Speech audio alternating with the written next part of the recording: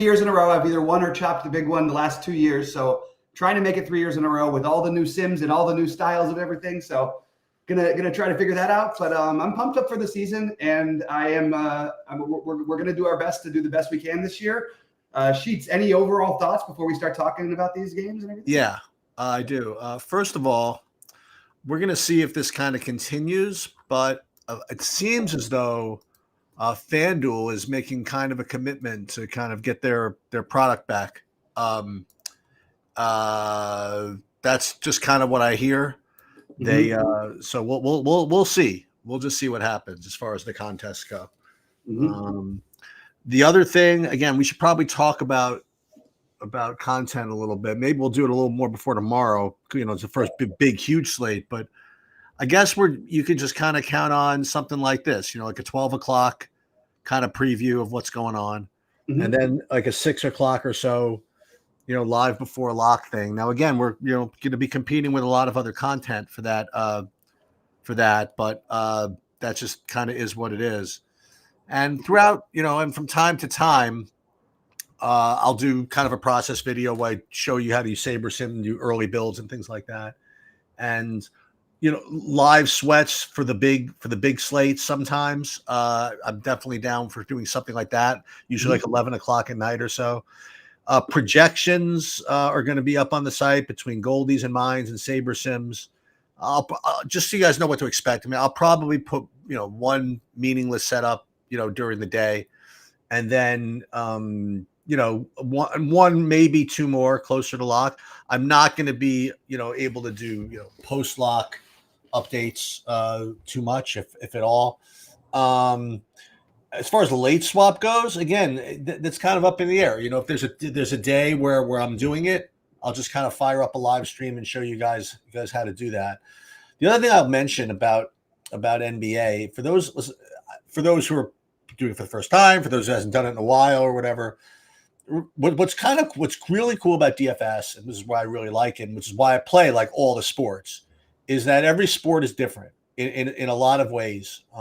And one of the things about NBA that everybody has to remember is that it's a projection-based sport. Okay, at the beginning, all right. It's not the sport where you want to pick 10, 2% owned guys. The way results distribute among these players is very smooth. You have a minutes projection and their rates within that projection, and people's scores only go up by 1, 2, or 3 points at a time. It's not like football or certainly not like hockey or baseball where you can get 18 points with a 3-run home or whatever. So don't get too kooky with this. And when you're running like SaberSim builds or you're running projection builds or whatever, you should have some kind of sanity check that if you start to get your, projected lineup score, way below what it would otherwise be if you didn't screw around, many fortunes were lost. Not respecting how smooth the NBA is with respect to whatever. Now, again, you could certainly get edge, if you think that, you have an edge in minutes or an edge in rates or an edge in something. It's just difficult, and again, just to kind of re-stress what I said, all year, is that if you're not sticking around to late swap, you're just losing. Can you win? Yeah, maybe, but you're just losing in general if you're not around to late swap. Between the late news, the late minutes stuff, the late projections, the late ownership or whatever. So it's definitely, listen, for my money, it's the toughest sport by a lot for people that that can't dedicate the whole night to it, and it's tough enough even if you can. So I'm not going to say that the NBA season is going to be easy, but part of it, what makes it cool is that it's so challenging. Absolutely, and then historically, NBA has been by far my best sport. Obviously, last year wasn't my best year, but it is because partly it's hard and people don't always put in the extra work, like you mentioned about the late swapping and all that. Fortunately, tonight at least we don't have to worry as much about it. I mean, yes, it's still good to do for the other reasons, not for reasons that we're waiting on injury at least. That's when it gets really kind of wild. And you guys will see that after the first couple of weeks. It's going to get a little bit wild, I think. I posted on Twitter a couple weeks ago all my overall bets for the season and all of my overall pitch. Oh, what do we got? So I just picked all the over-unders and then all the award winners and things like that. I do have the sneaky long shot to win the scoring title, which is going to sound nuts as Cam Thomas for Brooklyn because they just don't have any other players. But he's 50-1, so he was my biggest one. And then, but mostly I went along with it. And then I was thinking about the title odds and everything like that. I actually think that it's really hard to pick against Boston right now. So I think Boston stands out. And I honestly am I think Boston OKC seems like the obvious chalk answer. But if you're going to get creative, the Knicks and Minnesota would be the other teams I would consider. So those are both playing tonight. So it should be a fun season. I'm not very high on my Lakers this year. We'll see how it goes. Hoping that I'm wrong, but I don't think they're going to be especially good. Maybe they'll start off a little better. I just don't see these guys playing 82 games. All right. So with that said, Sheets, should we pull up your screen and start going through the games? Sure. All right. Or I can do it either way. But no, that's fine. I can do it. It's fine. It's not too many games. Only two of them. All right. Knicks in Boston. And the Knicks are interesting this year. I mean, obviously with the big trade, just before and actually one of my closest friends was just at her birthday party on Saturday night. She's actually maybe designing someone in this game that one of the people in those trades a new house after they moved. So, but with getting Cat, and we all know what the deal is with Tibbs. He plays a tighter rotation than most coaches do in the NBA, and I think that's going to continue this year. There's only like 9 guys projected to play any minutes, and only really 7 guys projected to play most of the minutes. And right off the bat, I think you have probably the best value in this game with the Karl Anthony Towns, even though it's not real value. He's just a little bit, probably a little too cheap. But this certainly seems like a side you'd want to be on and hope this game stays close. But curious what you're getting so far. I know you take a look at your Sims and all that. Yeah, he's too cheap for sure. The best point per dollar play I have on this in this game is Josh Hart.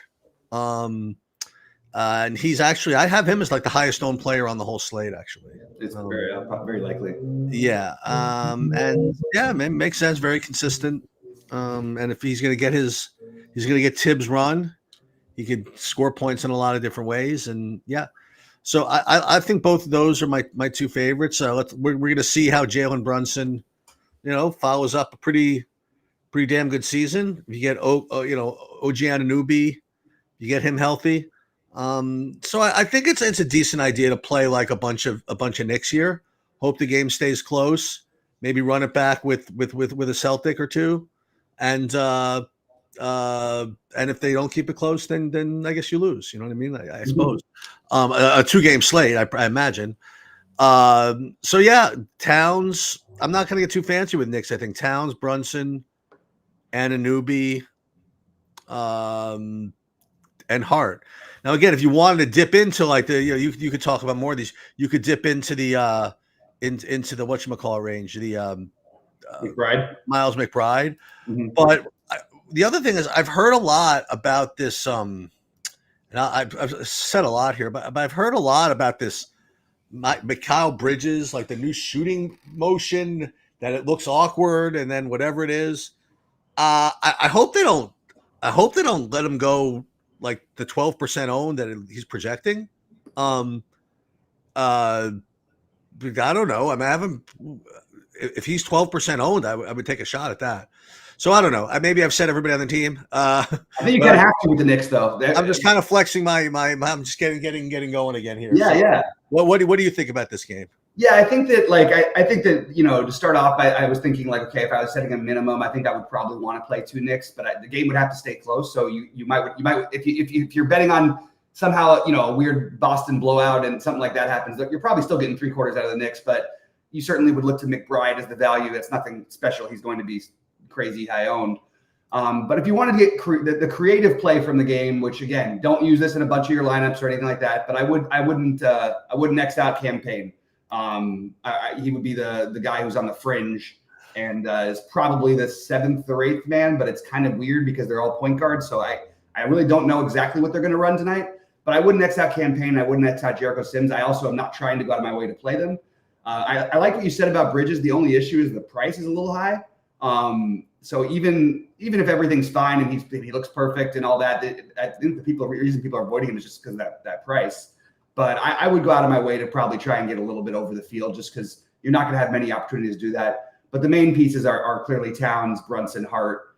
McBride is the normal value, and then I mean, I think all 6 of these guys will be spread throughout. All 6 of the main guys for the Knicks will be spread throughout my lineups, and I include McBride in that. And that's just the way it is. It's a small slate, so we're going to have exposure to all of them. I do think that not getting too creative here outside of maybe going with a little Cameron Payne and maybe going a little bit over the field on the Mikal Bridges. Well, just because it's a 2-game slate, and just because I'm trying to learn these players again. You know anything about the first round pick? I think it's the Pacome Dadiet or whatever. He's 3K. And if they lose by 30, is this a guy that could maybe get into the game? Just because it's 2 games. Is Okiki like actually a guy who? No, I don't think so. Oh, they waived him, so he's out. Yeah. So we got to see who's like actually active in some of these. But they just don't go deep into their bench, and unless you said unless they're getting blown out, and even that is just like you're still probably getting 3/4 from their best guys, unless it's like 40 points or something at halftime, something weird.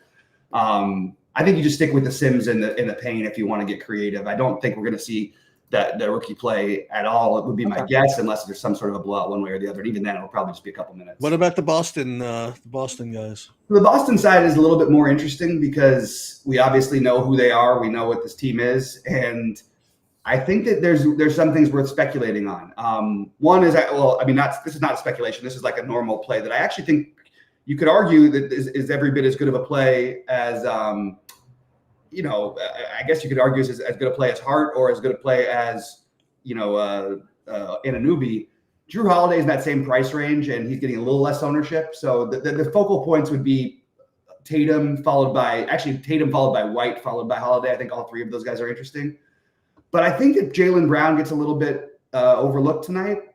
So I think that what I would try to do is maybe try to force in a little bit of Jaylen Brown. And I think it's worth speculating on all of Pritchard, Hauser, and Cornette. I think the Celtics are going to do the opposite of what the Knicks do. I think the Celtics are going to play like 10 guys, at least significant minutes tonight. So I want to get some exposure to that. And then there's the Jordan Walsh, the young guy. I think we could speculate with him as well. So I guess my overall take for the Celtics, and I'll try and fine tune it after doing a bunch of builds later before live. But I guess it's to try to be overweight some of the fringier pieces of the Celtics, because I think Cornette, Hauser, and Pritchard are all going to have opportunities. And if they play well, I do think it's early in the season, the Celtics aren't going to go absolutely nuts. And I think you're going to see these guys get minutes. So all those guys are sub 10%, and I would like to try to get to one of them. In my first look at when I was hand building, I want to get to one of Cornette, Hauser, Pritchard in all of my lineups, but not all of my lineups meaning 15, all of my lineups meaning I was hand building 3. So that was the way I looked at it. What showed up for you? Yeah, so I think that Pritchard is kind of a good 2-way play. I think he does well in closer games. I think he does well in blowouts. So I like that. Derek White I like a little bit, and then Tatum. Those are the 3 main guys I have for Boston. Do you know I'm going to throw one more out here one thing that I didn't mention? I think Tillman. One of Tillman or Cornette would be my early take for who could end up on the winning lineup who's sub 10%. You know what I mean? With no Kristaps and Horford getting older, are they really going to let Horford go out there and play 1,000,000 minutes on night 1? You've got a cheap Tillman who we've seen play minutes for them in the past, and we've seen put up big numbers in the past when he played for Memphis. And Cornette, we've seen play minutes in the past. So I don't know which one it's going to be tonight, but right. I kind of like the Tillman idea just because the low ownership. I know I already mentioned Cornette, but I think there's a path here for Tillman to get some real minutes in this matchup. All right, Minnesota against my Lakers, which I just hope this is the last of. I hope LeBron goes away after this year, and he's a fine, nice person and everything. I don't want him basketball-wise anymore. Anyway, to start with tonight, it's an interesting game. The Lakers are actually underdogs at home. You've got, just to fill in what happened, with the big trade, you're going to have, I think you're going to see more Julius. I mean, obviously they're going to play Julius Randle. He'll be starting, but I think the answer is going to be for them all season, and the projections will reflect this. Naz Reid is going to have a lot more run this year also. So I think Naz Reid is the clear obvious play. Even off the bench, we all know he can light it up. And my also prediction, I think Anthony Edwards finishes in the top 3 for MVP this year. And 8,800 seems like a very reasonable price. But then again, Tatum's only 9K. Everybody's affordable. So it's really just how much you want to use them. I do like the Edwards. I'm probably a little bit lower on Gobert. I don't really want to play the chalky Gobert, but I will. I'll speculate with Randle at no ownership. I mean, Randle's getting like almost no ownership tonight, and he can do some things. And he's going back to LA where he's always played great. So I think Randle's a terrific spend up to get different play. That's sort of my overall outlook. You're going to see some people playing this Josh Minot, who's going to play some minutes. I don't know if he's really going to be 25% owned like they're projecting right now.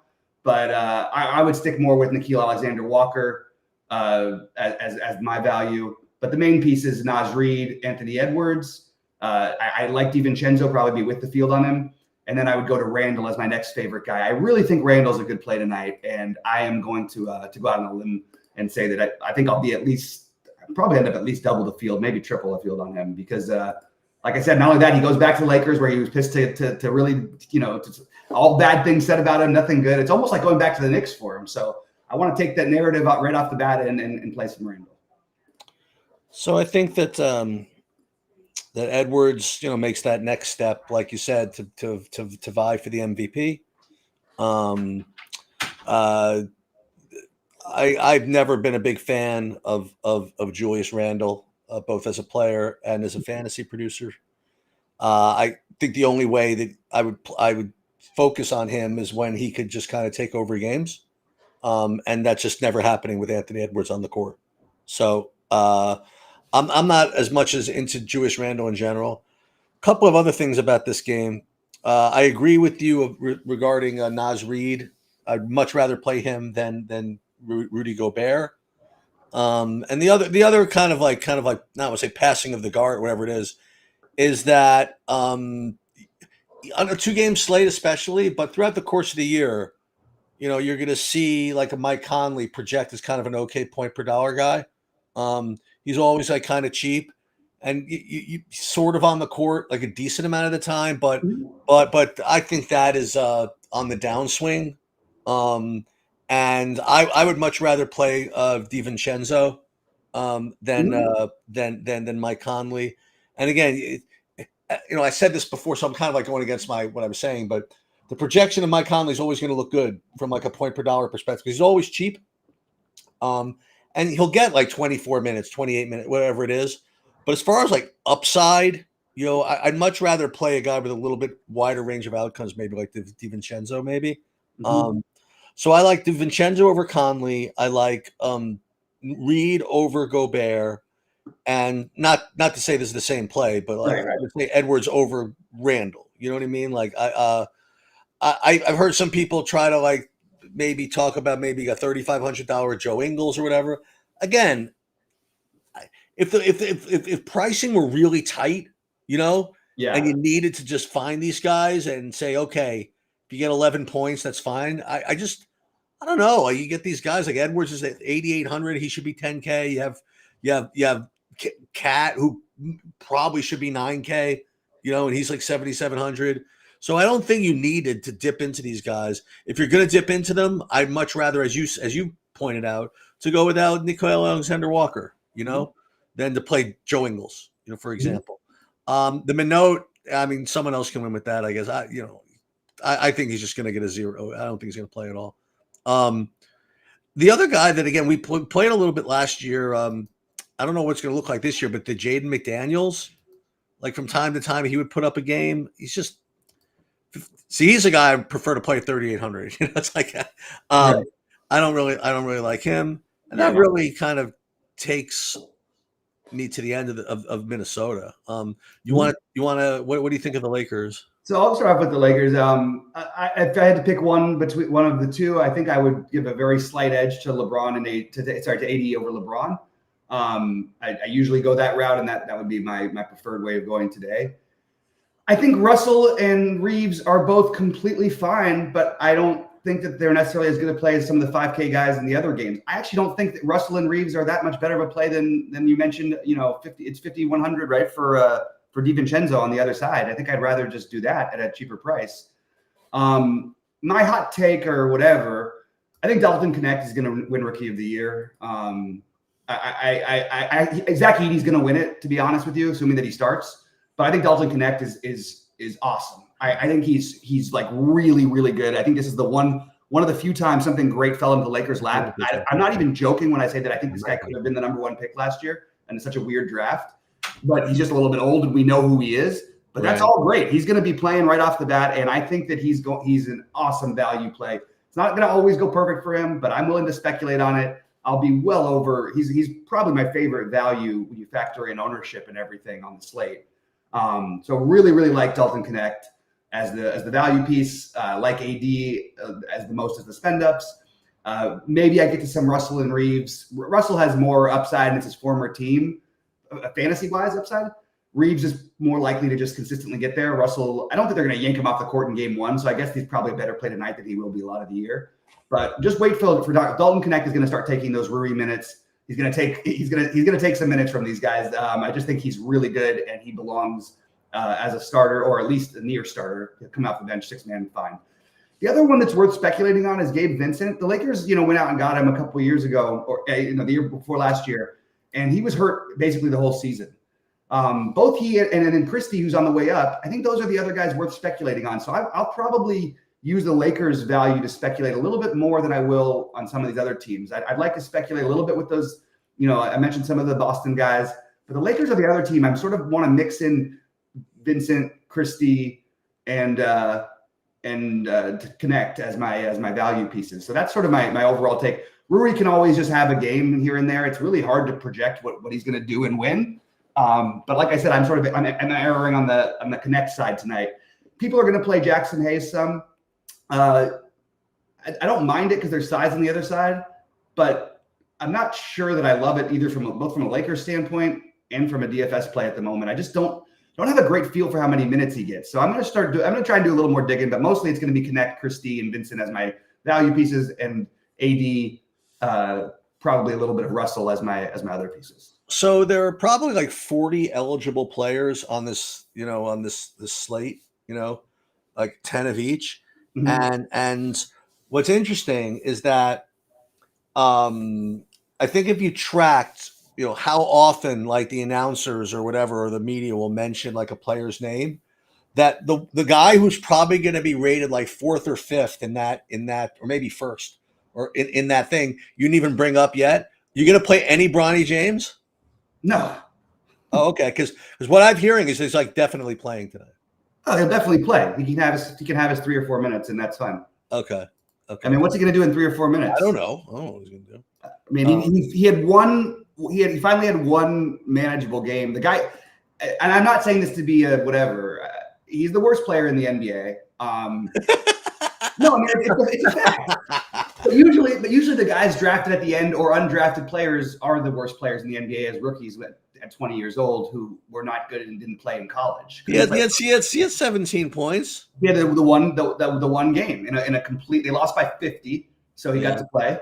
I mean, Knecht had what? Did he have 37? I don't know. I just figured I'd bring it up. So for the actual players though, again we'll see. Again how Knecht does. I will say that he looked freaking awesome in college last year. I mean, I was watching like that whole tournament and stuff. He's really, really good. I mean, that guy can fill it up. He can do everything too. He's not like I just do not understand how he slid. He can shoot. He's a great athlete. He's got range. He's a good defender, long arms. Like I think I'm really, really high on him. So what I'm inclined to think again is just try to get ahead of what who's going to make the next step forward versus who might be taking the next step back. I think I'd probably be inclined to go to sell like the D'Angelo Russell a little bit. Maybe hope that he takes a couple of steps back and I would probably play Austin Reeves a little bit more. Just to because he made some good strides last year, and maybe he's I mean, there were games where he was their go-to guy. That's my take for the season as well, just for what it's worth. I totally. Oh, is that right? I just thought for tonight, Russell specifically against former team, all that stuff, he tends to shoot a lot more in these situations, and they do need some offensive firepower outside of LeBron and AD. So one of those guys. but I do think that this that the first game is not necessarily going to be indicative of what the season looks like. Sure. It's the first game. They're playing a good team. You know what I mean? Like, I think both these teams are they're gonna put their dudes out there. They're not. I don't think they're gonna put anything really unheard of on the court. I don't think there's gonna be anything that you're not expecting. But when you were saying comparing, say, Tatum to Edwards, you weren't comparing them. You were saying Edwards you could play Tatum. I'm just never a Tatum guy. You know what I mean? Like he's so good, obviously. Mm-hmm. But as far as fantasy goes, like I just always feel as though Edwards can score 80. Where Tatum is always going to, for me, he's always going to score 58. But at this price is like Tatum's almost always at 50. That's the thing. Well, that's true. I mean, but he's always between 50 and 60. And Edwards is always between 30 and 80. It's like it's so anyway, on a 2-game slate, I think okay. What are most people? I think most people are going to play more of the Minnesota Lakers just because it's going to be a closer game. But then again, like the Knicks, they're all going to project for 35 minutes because it's Tibbs. Yeah. So I'm just trying to think of if there's a way to get, unique. That's kind of the wrong way to put it. I guess the way to be different is maybe to play like 3 or 4 like Celtic starters or something like that. Right. I don't know if people are going to try that. By the way, have you been watching some of the interviews of this of the Celtic coach? No, I've he's seen awesome. He's just the best. I mean, he's the best. Yeah. I thought that Popovich was the best. And he was. I don't care about coaching. I mean, from I know what you're saying. Press conferences and stuff. And I guess there were just 2 different generations of being the best. But what's his name? I forget the Celtic guy's name now. He's such a troll. It's like amazing. I mean, it's just awesome.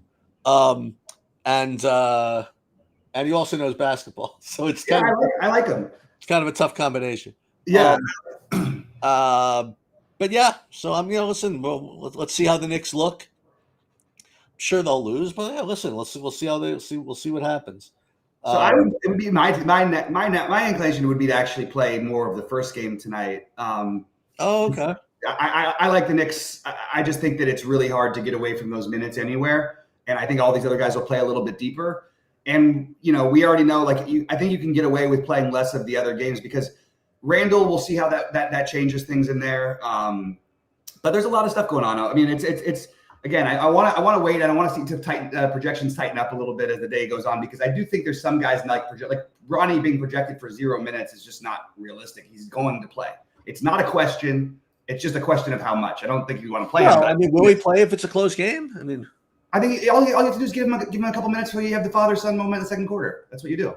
Well, then they're going to waive him? I mean, what do you mean waive him? You know what I mean? Like, he doesn't have to play with his father every game. The first game he does. Oh. LeBron's been talking about it. It's going to happen. I would be. I mean, the odds against it should be like 1,000 to 1. I don't. There's zero way he can have a 0 projection minute because you can't tell me that there's no chance that he plays tonight. It's more likely than not that he. It's kind of like the opposite of senior night in college. It's like right. Well, no, but I feel like he is the senior tonight. Like he's not going to start. Right. That's what I mean. That's what I mean. Exactly. That's exactly right. Yeah. Well, let's take a look at the finals winner here. Let's see if anything kind of stands. I can't play the Celtics and the Thunder at these prices. Let me just see what we got. The Knicks at 8-1 is a joke. All right, what can you? Well, you could get Giannis at 14-1. That's something. I think the best odds. I think that's one of them. I think the next best one, and I'm not picking this team to win it, but I will tell you, I think they have an excellent chance to have one of the best records, and they're going to be tough to beat in the playoffs if they can tighten up a few spots. The Suns. Ooh, see, these are the teams I want to play. Like Lakers, Suns, Warriors, Grizzlies, Pelicans, like these types of teams. It is. Oh, the Warriors. I love. They're the one I'm really high on, and I think all it takes is one midseason acquisition. They've got apparently the who'd they get? Kuminga. Well, Kuminga and Moody. Well, the one thing is they're healthy. They haven't had their team, the guys together. But Kuminga and Moody are taking. Apparently, Moody is taking a huge leap, and Kuminga is taking a leap. On top of that, they got Buddy Hield to sort of spread. They've got like 10 good players. They've got good players at every position, and then they've got Steph. And I think Steph is another MVP possibility this year. I like the Warriors to be competitive and have a chance to win it. And I also think that if you're going to make a crazy bet, just make the crazy bet on the Spurs every year until they start winning them all. I'm not saying they're going to win it this year, but if they start off like 5-0 and somehow by the trade deadline they're like 4 games over 500 and like 5th in the West, 6th in the West, because it's going to be a bloodbath in the West this year. Why can't they go out and sign somebody and not waste a year of Wemby and make a run at it? I think it's possible. Who's on the Suns now? The Suns are Durant, Booker, Bradley Beal. Right. Same stuff as last year, but they seem to have more cohesiveness. And they got maybe. I mean, I like the old coach, but I love Budenholzer, who's their new coach, and their offense should click with him. If they can figure out how to run those 3 guys together, there's a way that I mean, you can't have everybody, all these 50, 40, 90 guys basically and not be competitive in today's NBA. I think they've got a really good chance to be competitive. The Rockets are a little further back than I would have guessed. That's sort of surprising. I thought the Rockets would be like in the 75-1 range, not 150. And the Heat are always funky. The Heat always have a chance, but the Rockets are like, there's a lot of people out there who have picked they're 150-1. And they have the same win total projection as the Lakers and Warriors. That's kind of weird. And they've got some. That's true? Yeah. That can't be right. 43 over under. For the Rockets? Yeah. And who else did you say? Who are they tied with? The Lakers and the Warriors. The Warriors are 43 also? Yeah. And the Lakers are 43 as well. So there's something wrong with that. That's the regular season, but like what if what's his name actually becomes Jokic this year? The big man, you know what I mean? Who? The big Şengün. What if he becomes Jokic? Oh, Şengün. He's on his way. Jokic took him a few years to become fully Jokic, and Şengün is on his way. They've got so much talent. That's the only problem. Then they have the kid who everybody's favorite player is now, Shepherd, who was the second pick in the draft or whatever, or third pick in the draft, the first real player picked in the draft, first non-Frenchman in the draft. What about the what's good luck? These are some. Listen, these teams can't win. I'm looking at Orlando. Like these teams can't actually win, but they can give you a sweat. I think. I don't know. But yeah, maybe they can't be realistically going to win it, but like maybe they could. Like, can Cleveland win? I mean, but like what if the Magic, for example, halfway through the year, or again right before the trade deadline, they're playing so well, but they have nothing at point guard. So then they go out and they get maybe the other team that I said is an underdog. Maybe the Spurs are done with. Maybe there's we're done with the Chris Paul thing. If you give us a haul, we'll give you Chris Paul and you get a real point guard at least on Cleveland, on Orlando. Or what if they go out and get a better point guard even than that? There's a lot of moves that could be made that could improve a team like Orlando where they really do have a chance. And I'm looking at these other teams. So what is Indiana 60-1? That's a good one. I mean, that's probably the best of the that one with Orlando is probably the best of the ones because they have a style. Sacramento. I mean, all these teams. I don't know. Maybe I'm looking at them just as fantasy teams. Maybe they're really not that good. But maybe you're right. Maybe just play the best player. Not the best player in the league, but who's going to be the best player in the league at 150-1. Maybe, like you said, with the Spurs. Yeah. They're not winning. No, but they will soon. But the thing is, the Indiana thing is a real point because they actually have a style. They got the right coach, and they play a different way than everybody else. And it took them to the Eastern Conference Finals last year, and they were banged up. I think they have a chance to make a real run this year. I really do. So I like those are the long shot teams I like anyway.